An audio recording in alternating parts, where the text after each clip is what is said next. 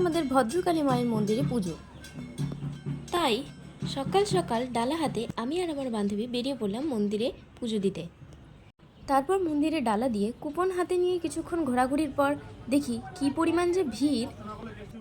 এই ভিড়ের মাঝে শুধু আমার মনে হচ্ছিল আমায় একটু জায়গা দাও, মায়ের মন্দিরে বসি। তবে এখানে এসে দেখি যে পরিমাণ ভিড়, দাঁড়াতে জায়গা দিলেই হলো।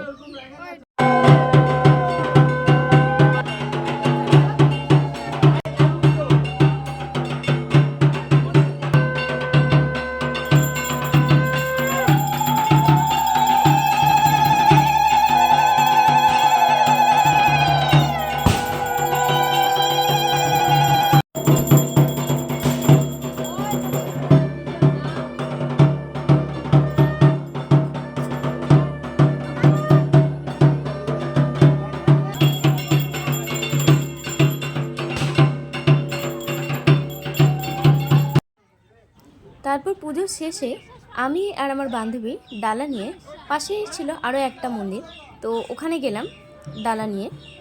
জঙ্গলের মধ্যেই রয়েছে আরও একটা মন্দির, যে মন্দিরটা সামান্য একটু দূরে। তো দুটো মন্দিরের পুজো, আগে এই মন্দিরে পুজো হয়, তারপরে হচ্ছে জঙ্গলের ভেতরেরটাতে। তারপর অঞ্জলি দিয়ে ডালার হাতে দুজনে চলে আসি বাড়ি। আর সন্ধ্যাবেলা আবারও বেরিয়ে পড়লাম ঠাকুরানী মায়ের বিসর্জন দেখতে। তো আজকের মতো এইটুকুই, দেখা হবে নেক্সট ভিডিওতে।